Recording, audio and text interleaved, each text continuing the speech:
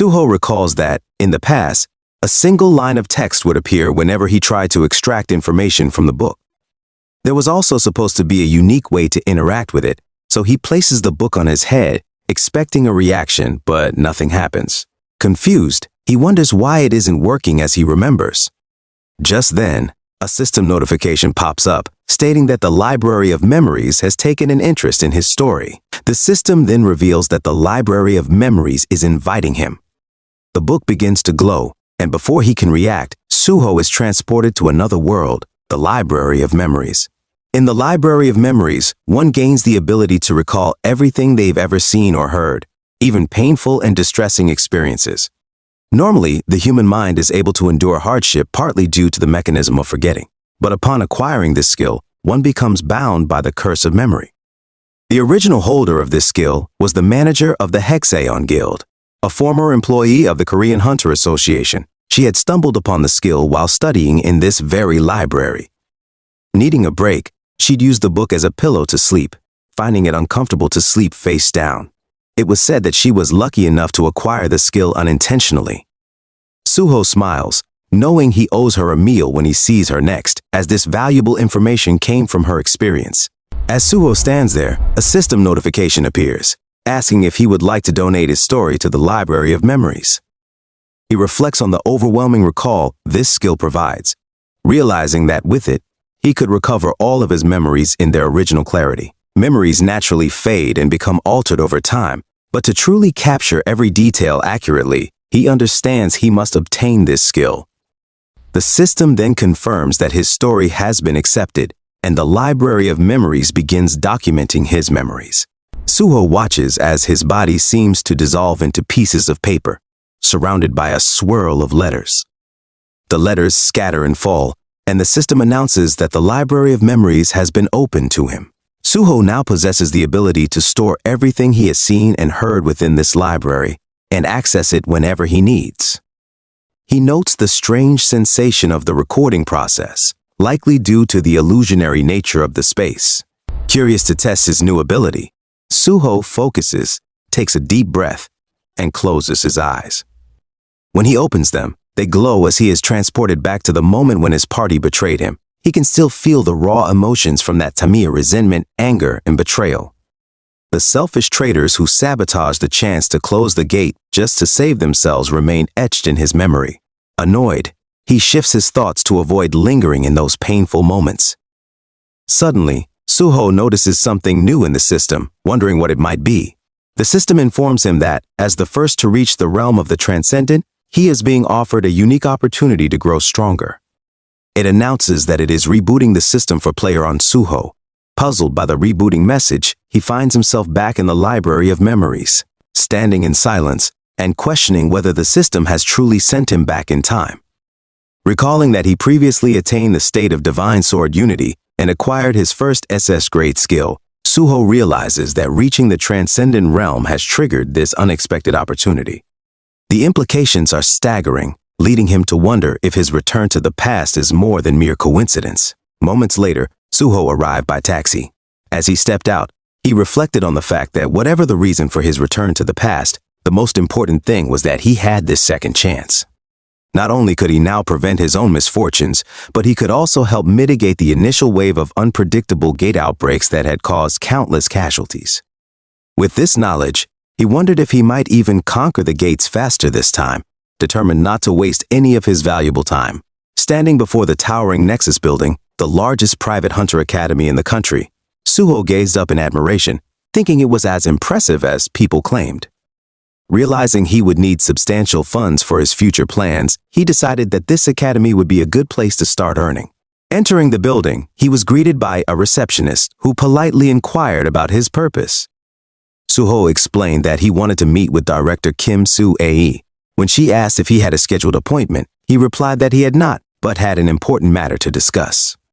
The receptionist apologized, explaining that meetings with the director required advanced scheduling. Suho suggested she simply pass along a message mentioning that the solo conqueror of the Sindorum Station pre-catastrophe gate was here. Minutes later, Suho was ushered into the director's office, where a woman introduced herself as Kim Soo-ae, the director of Nexus Academy. Suho bowed in greeting, introducing himself as An Suho. She invited him to take a seat and acknowledged his reputation as the solo conqueror of the recent Sindorim pre-catastrophe gate. Curious, she asked what brought him to Nexus. Suho explained that he was there to request a scholarship as he planned to take the hunter license test the following day. Kim Soo-ae was momentarily speechless, then asked how long it had been since his awakening. Suho replied that it had occurred just today, further surprising her. She reconfirmed, somewhat stunned, that he was an unregistered hunter who awakened that day, would take the hunter license test tomorrow, and had already cleared a pre-catastrophe gate solo at Sindorim. Suho confirmed, adding that he had been fortunate enough to connect with someone at the Hunter Association who helped him secure a spot for the tests. He then confidently stated his intention to aim for the top position in the examination, which left her visibly intrigued. Suho proposed that if he achieved the top rank, Nexus should grant him the status of a scholarship student, including full financial support. Suho acknowledges to himself that it's rare for a complete rookie to take the top spot in the Hunter test, but he's no ordinary candidate. He's a veteran who has conquered countless gates. Ultimately, though, the choice is hers to make.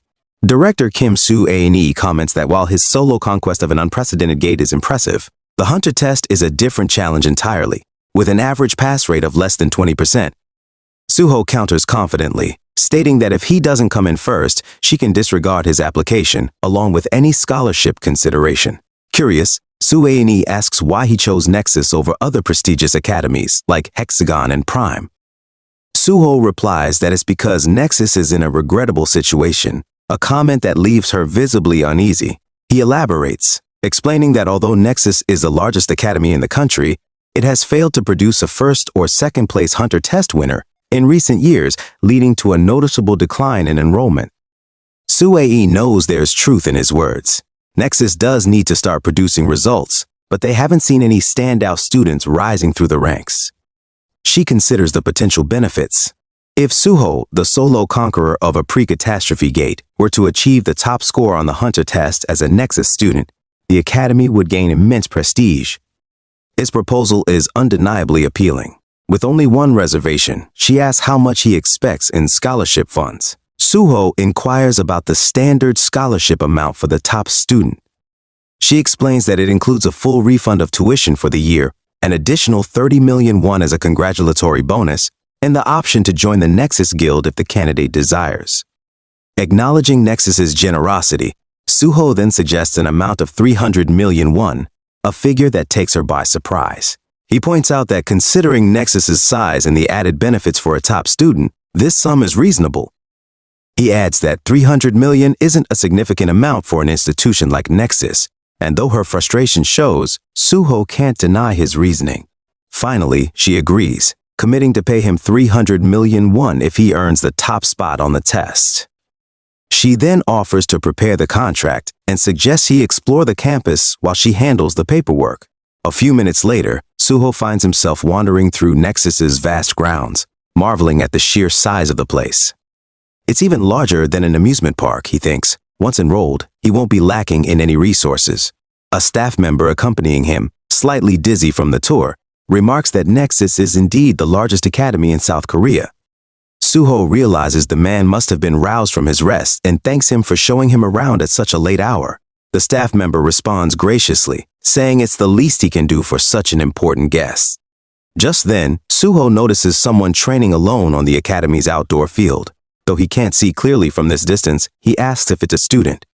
The staff member confirms, explaining that the student is highly dedicated, training even at this hour. The staff member calls out to the student, Daehan, advising him to balance practice with taking care of his body. Daehan replies that as a third-year student, he feels he has to push himself even harder. Hearing Daehan's name triggers a memory for Suho. He had formed a few raid parties with Daehan in his previous life. Back then, Daehan was known as the top tank in the country with immense mental resilience and defense. Unfortunately, the role of pure tankers had declined over time. Suho notices Daehan is wielding a battle axe instead of a shield, signaling that he hasn't yet discovered his true aptitude. Suho sees this as an opportunity. If he can build a connection with Daehan now, he might bring him into the Hunter Association and steer him toward his strengths. That's all for today, guys. See you on the next upload.